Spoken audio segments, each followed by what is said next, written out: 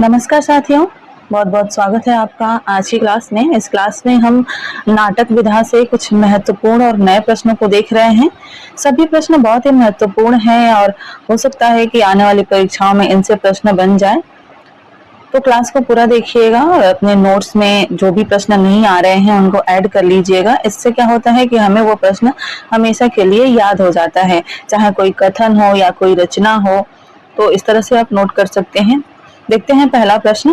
पहला प्रश्न है, विलक्षण बात यह है कि आधुनिक गद्य साहित्य की परंपरा का प्रवर्तन नाटकों से हुआ। यह कथन किसका है? आचार्य रामचंद्र शुक्ल का, हजारी प्रसाद द्विवेदी का, डॉक्टर बच्चन सिंह का या डॉक्टर नगेंद्र का? विलक्षण बात यह है कि आधुनिक गद्य साहित्य की परंपरा का प्रवर्तन, माफ कीजिएगा यहाँ पे होगा प्रवर्तन, नाटकों से हुआ। यह किसका कथन है?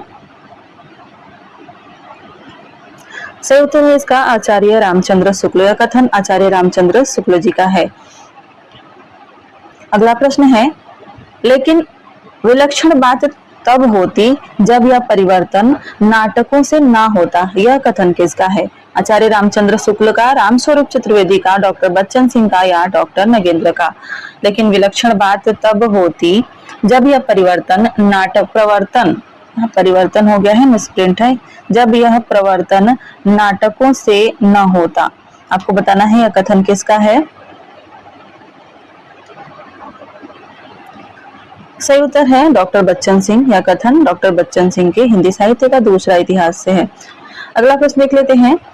प्रश्न संख्या 3 है, बच्चन सिंह के अनुसार हिंदी का पहला राजनीतिक नाटक कौन सा है?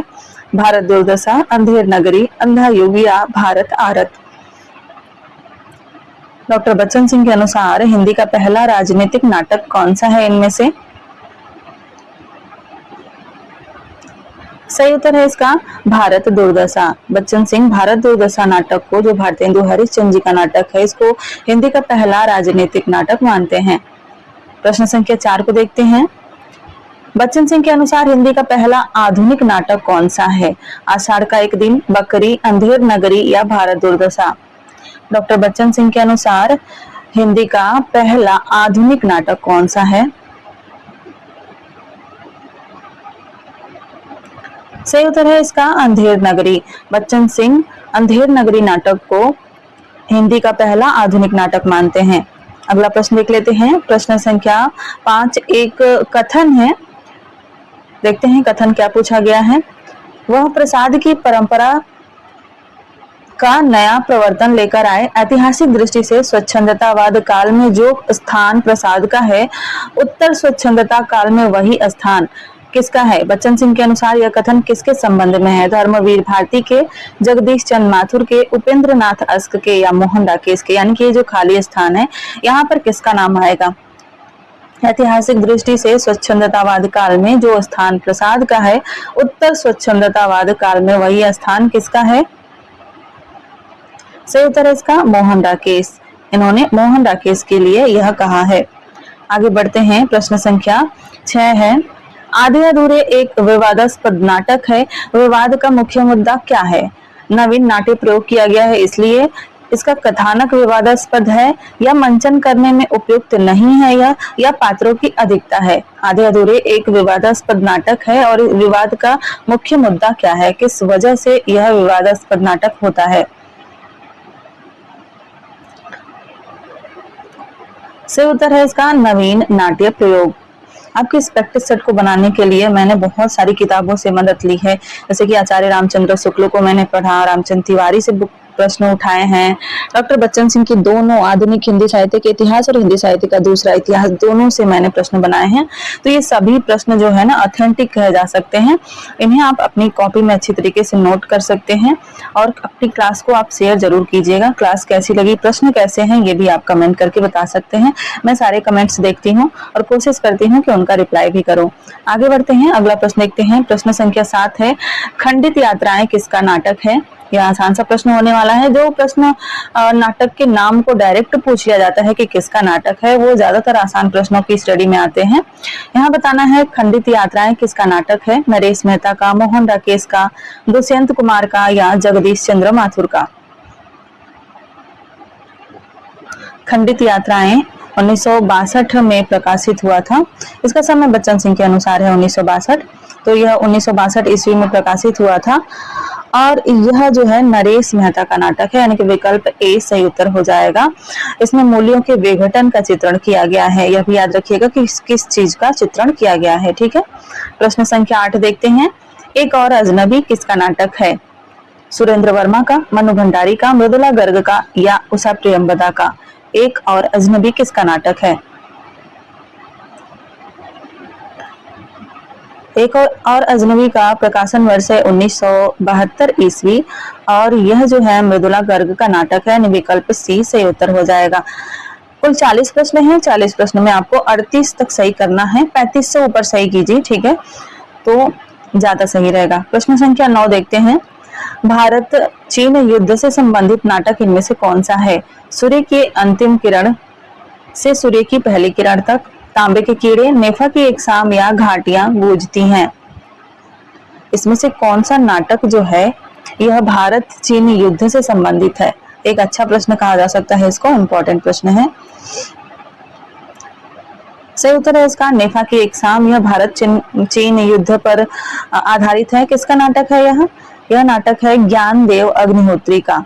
ठीक है, इसको आप लोग नोट कर लीजिएगा, ज्ञानदेव अग्निहोत्री।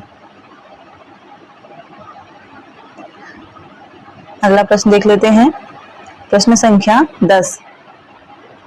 जयशंकर प्रसाद के किस नाटक का प्रकाशन वर्ष सही नहीं है? और ये वाले प्रश्न जो है ना परीक्षा में जरूर पूछे जाते हैं। जयशंकर प्रसाद के नाटकों का क्रम और उनका प्रकाशन वर्ष जरूर ही पूछा जाता है। ठीक है, राजश्री 1912, विशाख 1921, अजातशत्रु 1922 या चंद्रगुप्त 1931?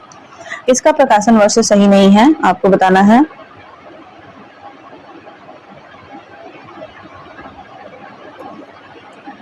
सही उत्तर हो जाएगा राजश्री। राजश्री 1912 में नहीं है, यह है 1915 ईस्वी में। ठीक है, 1912 ईस्वी में एक बहुत ही प्रसिद्ध रचना है।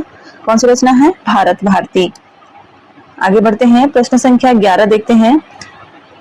प्रसाद के व्यक्तित्व की छाप उनके सभी नाटकों पर स्पष्ट लक्षित होती है, इसलिए उनके पात्र दार्शनिकता के बोझ से दब गए हैं। इतना महत्वपूर्ण कथन है।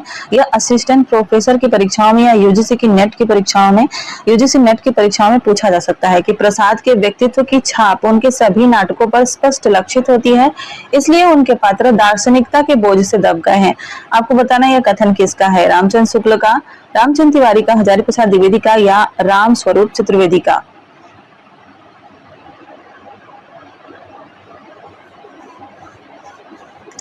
सही उत्तर है रामचंद्र तिवारी का। यह कथन रामचंद्र तिवारी जी द्वारा कहा गया है, लिखा गया है। प्रश्न संख्या 12 को देखते हैं। निम्नलिखित में से कौन सा नाटक पांडे बेचन शर्मा उग्र का नहीं है? आपको नहीं है बताना है। दुमदार आदमी, उज्बक, चार बेचारे या इनमें से एक से अधिक? इनमें से कौन सा नाटक पांडे बेचन शर्मा उग्र जी का नहीं है?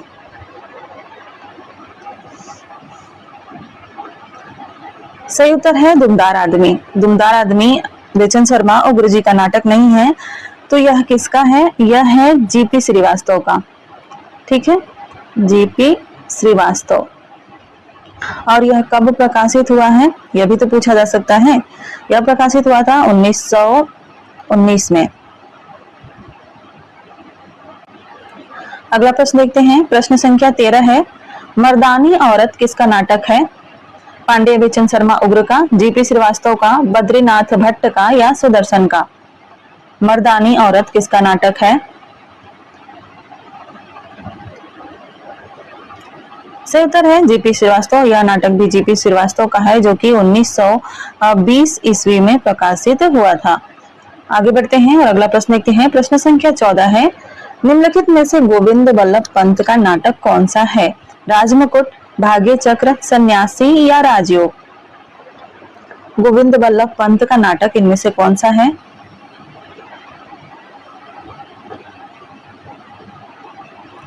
सही उत्तर है इसका राजमुकुट। यह गोविंद बल्लभ पंत का नाटक है, जो कि 1935 ईस्वी में प्रकाशित हुआ था। वहीं भाग्य चक्र की बात करें तो यह किसका नाटक है? यह है सुदर्शन का नाटक। और यह कब प्रकाशित हुआ था? 1937 ईस्वी में प्रकाशित हुआ था। और सन्यासी और राजयोग दोनों लक्ष्मी नारायण मिश्र के नाटक हैं और सन्यासी 1930 ईस्वी में प्रकाशित हुआ था और राजयोग 1933 ईस्वी में प्रकाशित हुआ था। दोनों लक्ष्मी नारायण मिश्र जी के नाटक हैं, याद रखिएगा, लाल के नहीं, ठीक है, लक्ष्मी नारायण मिश्र। आगे बढ़ते हैं, अगला प्रश्न देखते हैं। प्रश्न संख्या 15 है, लक्ष्मी नारायण मिश्र के किस नाटक का प्रकाशन वर्ष सही नहीं है? सन्यासी 1930, रक्षा का मंदिर 1931, मुक्ति का रहस्य 1932 या सिंदूर की होली 1933? इसमें से लक्ष्मी नारायण मिश्र के किस नाटक का प्रकाशन वर्ष सही नहीं है?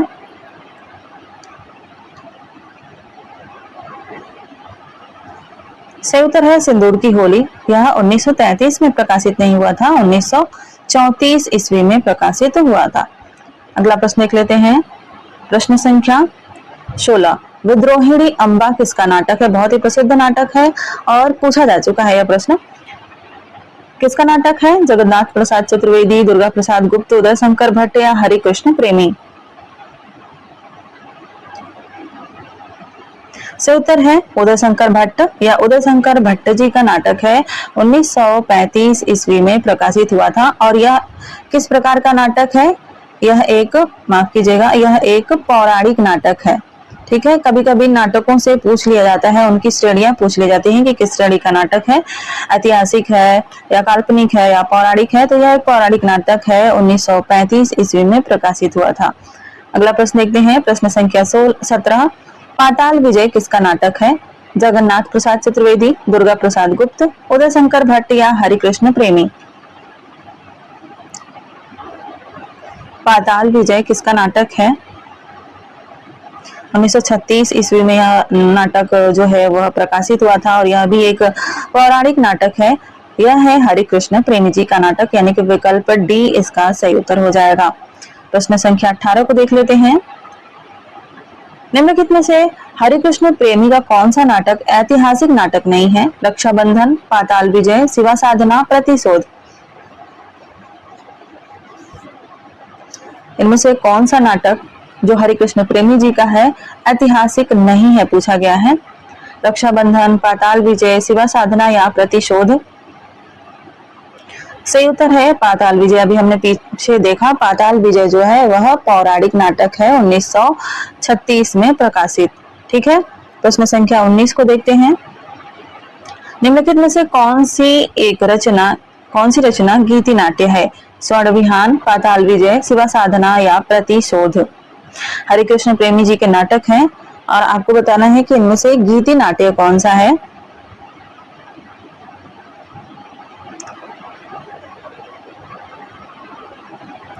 सही उत्तर है इसका स्वर्ण विहान। यह एक गीति नाट्य है जो कि 1930 ईस्वी में प्रकाशित हुआ था और इसमें सत्य और अहिंसा को केंद्र में रखा गया है। प्रश्न संख्या 20 को देखते हैं। शतरंज के खिलाड़ी किसका नाटक है? ध्यान दीजिएगा, कहानी भी है इस नाम से। कहानी किसकी है आप कमेंट करके जरूर बताइएगा। अभी बताइए, शतरंज के खिलाड़ी किसका नाटक है? उपेंद्र नाथ अस्क का, वृंदावन लाल वर्मा का, लक्ष्मी नारायण मिश्र का या हरिकृष्ण प्रेमी का? शतरंज के खिलाड़ी किसका नाटक है?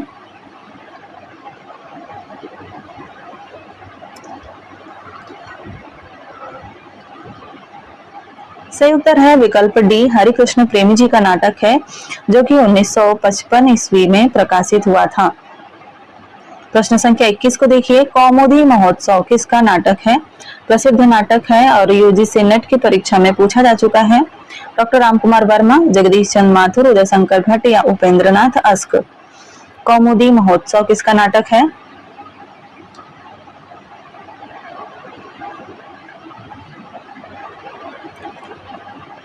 सही उत्तर है इसका डॉक्टर रामकुमार वर्मा। 1954 ईस्वी में यह नाटक प्रकाशित हुआ था, कौमुदी महोत्सव। प्रश्न संख्या 22 को देखते हैं। कश्मीर का कांटा किसका नाटक है? चंद्रधर शर्मा गुलेरी, जगदीश चंद्र माथुर, वृंदावन लाल वर्मा, उपेंद्र नाथ अस्क? कश्मीर का कांटा किसका नाटक है? मिलते जुलते नामों वाली रचनाओं को याद रखा कीजिए। यह नाटक है वृंदावन लाल वर्मा का, जो कि 1948 ईस्वी में प्रकाशित हुआ था। एक रचना है बुद्धू का काटा, कहानी है चंद्रधर शर्मा गुलेरी की, तो इसे भी याद रखिएगा। प्रश्न संख्या 23 देखते हैं। यह एक कथन है, आपको बताना है कि कथन किसका है। इतिहास के तथ्य जितने धूमिल होते हैं, कलाकार की कल्पना उतनी ही चटकीली होकर सामने आती है। श्री जगदीश चंद्र माथुर का कोणार्क इसका अच्छा उदाहरण है। कथन किसका है? रामस्वरूप चतुर्वेदी का, रामचंद्र तिवारी का, राम कुमार वर्मा का या हरिकृष्ण प्रेमी का। इतिहास के तथ्य जितने धूमिल होते हैं, कलाकार की कल्पना उतनी ही चटकीली होकर सामने आती है। श्री जगदीश चंद्र माथुर का कोणार्क इसका अच्छा उदाहरण है। बहुत ही अच्छा कथन है। सही उत्तर है रामचंद्र तिवारी। यह रामचंद्र तिवारी का कथन है। और यह जो कोणार्क नाटक है जगदीश चंद्र माथुर का, यह कब प्रकाशित हुआ था? 1951 ईस्वी में प्रकाशित हुआ था। ठीक है, अगला प्रश्न देखते हैं। प्रश्न संख्या 24 है। उपेंद्रनाथ अस्क के किस नाटक में आधुनिक शिक्षा के दुष्परिणाम को दिखाया गया है? लक्ष्मी का स्वागत, स्वर्ग की झलक, छठा बेटा या अंजो दीदी। उपेंद्रनाथ अस्क के ये चारों नाटक हैं और इनमें से किस नाटक में आधुनिक शिक्षा के दुष्परिणाम को दिखाया गया है? सही उत्तर है इसका स्वर्ग की झलक में। यह 1940 ईस्वी में प्रकाशित हुआ था और इसमें आधुनिक शिक्षा के दुष्परिणाम को दिखाया गया है। बात करें लक्ष्मी का स्वागत की, तो यह 1935 ईस्वी में प्रकाशित हुआ था नाटक। छठा बेटा 1940 ईस्वी में प्रकाशित हुआ था और अंजो दीदी 1955 ईस्वी में प्रकाशित हुआ था। प्रश्न संख्या 25 को देखते हैं। यह एक कथन है, बताना है कि यह कथन किसका है। रूढ़ियों की जंजीरों को, चाहे वह लोहे की हो या सोने की, चाहे उन पर धर्म, समय, समाज और अतीत सभ्यता की छाप क्यों न पड़ी हो, तोड़ना और साहित्य एवं समाज के स्वतंत्रता और नैसर्गिकता की नींव पर रचना करना ही आधुनिक बौद्धिक प्रयास का लक्ष्य है। यह कथन किसका है? लक्ष्मी नारायण मिश्र का, लक्ष्मी नारायण लाल का, डॉक्टर रामप्रसाद त्रिपाठी का या रामविलास शर्मा का। इम्पोर्टेंट कथन प्रश्न कह सकते हैं इसको।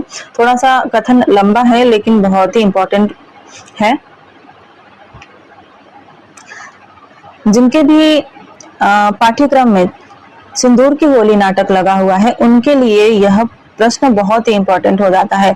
आप यूजीसी नेट की परीक्षा देते हैं, असिस्टेंट प्रोफेसर की परीक्षाएं देते हैं, तो उनके सिलेबस में यह नाटक लगा हुआ है सिंदूर की होली। उनके लिए यह बहुत ही महत्वपूर्ण है क्योंकि यह सिंदूर की होली नाटक के प्राकथन से यह कथन लिया गया है और यह रामप्रसाद त्रिपाठी का कथन है, क्योंकि सिंदूर की होली जो नाटक है लक्ष्मी नारायण मिश्र का, उसका प्राकथन जो है वह इन्होंने लिखा था, रामप्रसाद त्रिपाठी ने।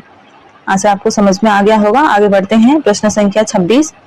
अस्क पहले नाटककार हैं जिन्होंने हिंदी नाटक को रंगमंच से संबद्ध किया, उसे रोमांस से के कटघरे से निकालकर आधुनिक भावबोध के साथ जोड़ा। यह कथन किस विद्वान का है? रामस्वरूप चतुर्वेदी का, डॉक्टर बच्चन सिंह का, नामोर सिंह का या हजारी प्रसाद द्विवेदी जी का। अस्क यानी उपेंद्रनाथ अस्क पहले नाटककार हैं जिन्होंने हिंदी नाटक को रंगमंच से संबद्ध किया और उसे रोमांस के कटघरे से निकालकर आधुनिक भावबोध के साथ जोड़ा। यह कथन किसका है? सही उत्तर है इसका डॉक्टर बच्चन सिंह। या डॉक्टर बच्चन सिंह का कथन है आधुनिक हिंदी साहित्य का इतिहास, जो इनकी रचना है उससे यह कथन है। अगला प्रश्न देखते हैं। प्रश्न संख्या 27 है। निम्नलिखित में से विष्णु प्रभाकर का नाटक कौन सा नहीं है? आपको नहीं है बताना है। रंग दे बसंती चोला, टूटते परिवेश, कुहासा और किरण, सत्ता के आर पार। विष्णु प्रभाकर का नाटक इसमें से कौन सा नहीं है?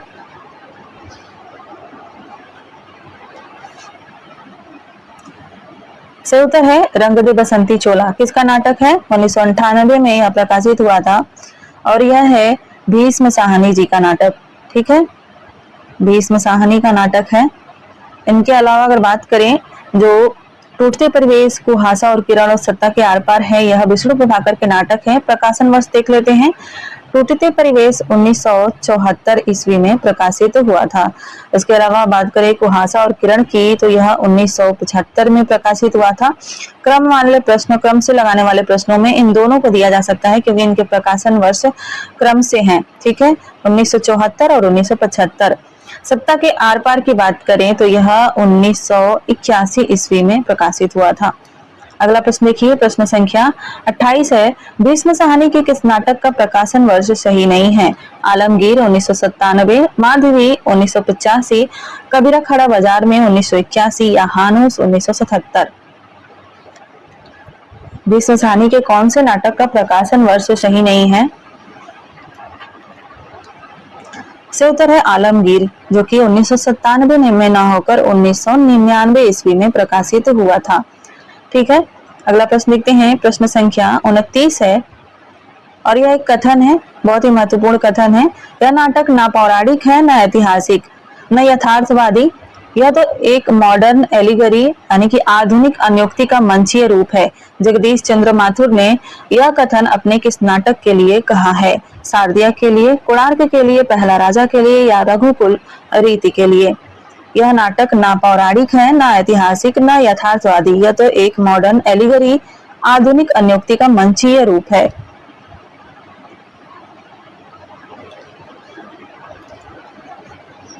इसका सही उत्तर है पहला राजा, जो नाटक इनका प्रकाशित हुआ था 1969 ईस्वी में।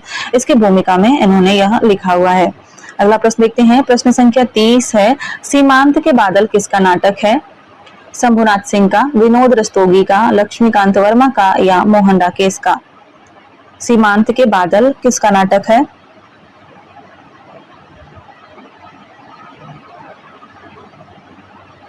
सही उत्तर हो जाएगा लक्ष्मीकांत वर्मा का। 1963 ईस्वी में यह प्रकाशित हुआ था नाटक। आगे बढ़ते हैं, प्रश्न संख्या 31 को देखते हैं, निम्नलिखित में से कौन सा नाटक लक्ष्मीकांत वर्मा का नहीं है?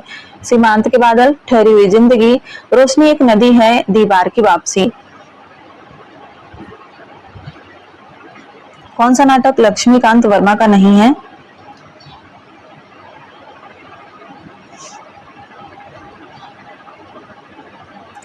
सही उत्तर है इसका दीवार की वापसी, यानी विकल्प डी से उत्तर हो जाएगा। यह है शंभुनाथ सिंह का नाटक। ठीक है, इसको याद रखिएगा, शंभुनाथ सिंह का नाटक है दीवार की वापसी। अगला प्रश्न देख लेते हैं, प्रश्न संख्या 32। यह भी एक कथन है। बीच बीच में मैंने कथन से संबंधित प्रश्न दिए हैं क्योंकि परीक्षाओं में पूछे जा रहे हैं आजकल। डॉक्टर लाल नाट्य कौशलों से पूरी तरह परिचित हैं, लेकिन प्रयोग के उत्साह में उनका समायोजन नहीं कर पाते। उनकी दूसरी दिक्कत है कि उनके पास कोई अपनी जीवन दृष्टि नहीं है, रह रह कर प्रयोग साधन न होकर साध्य हो जाता है। लक्ष्मी नारायण लाल के संबंध में यह कथन किसका है? डॉक्टर नगेंद्र का, नामवर सिंह का, रामविलास शर्मा का या डॉक्टर बच्चन सिंह का?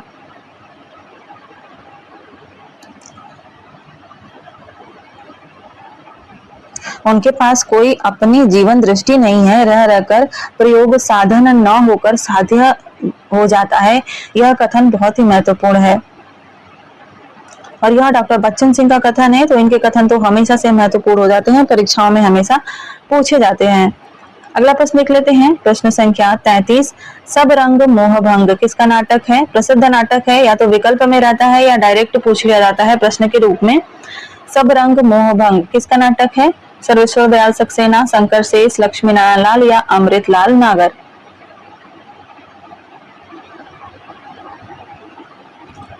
सही उत्तर है इसका लक्ष्मी नारायण लाल। सब रंग मोह भंग जो है यह 1977 ईस्वी में प्रकाशित हुआ था। ठीक है, अगला प्रश्न देख लेते हैं, प्रश्न संख्या 34। शुतुरमुर्ग किसका नाटक है? बहुत ही अच्छा नाटक है यह, एक बार पढ़िएगा, मजा आ जाता है। प्रश्न संख्या 34 है, शुतुरमुर्ग किसका नाटक है? सुरेंद्र वर्मा, सुदर्शन मजीठिया, मुद्रा राक्षस या ज्ञानदेव अग्निहोत्री?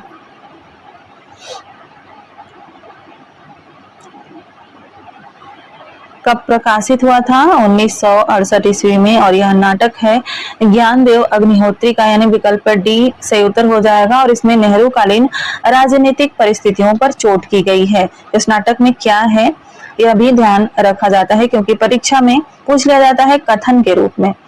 अगला प्रश्न देखते हैं, प्रश्न संख्या 35।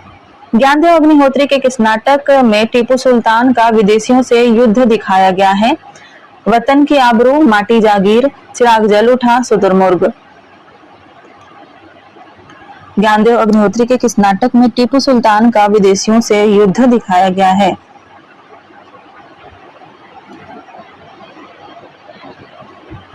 सही उत्तर है इसका चिराग जल उठा, यानी विकल्प सी सही उत्तर हो जाएगा। 1984 ईस्वी में यह नाटक प्रकाशित हुआ था। ठीक है, प्रश्न संख्या 36 को देखते हैं। रति का कंगन किसका प्रसिद्ध नाटक है? असगर वसाहत का, स्वदेश दीपक का, शरद जोशी का या सुरेंद्र वर्मा का? इस क्लास में मैं नए नाटककारों को और महिला नाटककारों को शामिल नहीं कर पाई हूँ, तो कोशिश करूंगी कि नाटक पर एक क्लास और हो जाए। जैसे कि कहानी में मैंने 2024 तक की कहानियों को शामिल किया था, तो थोड़े से और प्रश्न मैं चाहती थी, बट समय के अभाव में नहीं बना पाई। तो एक और क्लास नाटक की ले लूंगी जिसमें थोड़े से नए रचनाकारों को शामिल कर पाऊं। रति का कंगन जो है यह सुरेंद्र वर्मा का नाटक है, जो कि 2010 ईस्वी में प्रकाशित हुआ था। ठीक है, अगला प्रश्न देख लेते हैं। प्रश्न संख्या 37 है और यह भी एक कथन है, थोड़ा सा बड़ा है लेकिन देखते हैं, समझने में आसानी रहती है। सही शब्दों में निश्चय ही यह हिंदी का अकेला नाटक है जो वर्जनाओं, पुराने मूल्यों, सामाजिक निषेधों और पति पत्नी के रिश्ते को लेकर बनी हुई अत्यंत नैतिक पवित्र तस्वीर को तोड़ता है, बिना किसी कुंठा के या अपराध बोध के। गिरीश रस्तोगी का यह कथन है। सुरेंद्र वर्मा के किस नाटक के संबंध में यह है? सूर्य की अंतिम किरण से सूर्य की पहली किरण तक, रति का कंगन, शकुंतला की अंगूठी, कैद ए हयात। गिरीश रस्तोगी नाटकों से संबंधित आलोचनाएं लिखते हैं, बहुत ही अच्छा लिखते हैं, और उनका यह कथन है। आपको बताना है कि यह किस रचना के बारे में, किस नाटक के बारे में इन्होंने कहा है। सही उत्तर है इसका सूर्य की अंतिम किरण से सूर्य की पहली किरण तक नाटक के संबंध में इन्होंने कहा है। इस नाटक में नारीत्व की सार्थकता की तलाश की गई है। तो इसका वर्ण विषय याद रखिएगा। 1975 ईस्वी में यह नाटक प्रकाशित हुआ था। ठीक है, अगला प्रश्न देख लेते हैं। प्रश्न संख्या 38 है। निम्नलिखित में से कौन सा नाटक मिर्जा गालिब के जीवन को आधार बनाकर लिखा गया? कैद ए हयात, एक दूनी एक, सेतुबंध या नायक खलनायक विदूषक? इनमें से कौन सा नाटक मिर्जा गालिब के जीवन को आधार बनाकर लिखा गया है?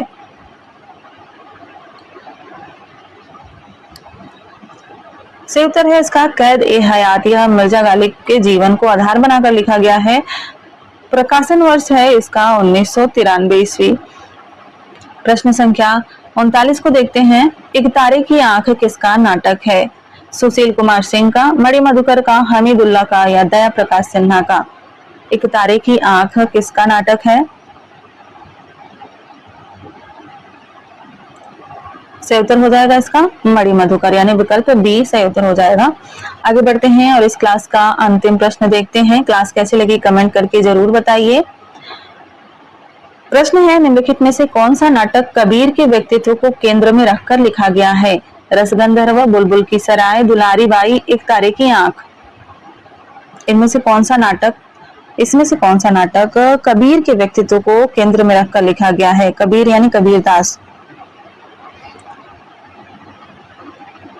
सही उत्तर हो जाएगा एक तारे की आंख, यानी कि विकल्प डी सही उत्तर हो जाएगा। मणि मधुकर का यह नाटक है, 1980 ईस्वी में प्रकाशित हुआ था और यह कबीर के व्यक्तित्व को केंद्र में रखकर लिखा गया है। तो यह थी आज की क्लास। कैसी लगी कमेंट करके जरूर बताइए। और कितने प्रश्न सही हुए? 40 प्रश्न थे, तो ज्यादा प्रश्न तो नहीं बना पाई थी, बट आपको इसमें से 35 से ज्यादा प्रश्न सही करने थे और हुए भी होंगे, मुझे पूरी आशा है। कमेंट करके जरूर बताइएगा। मिलते हैं अगली क्लास में। धन्यवाद।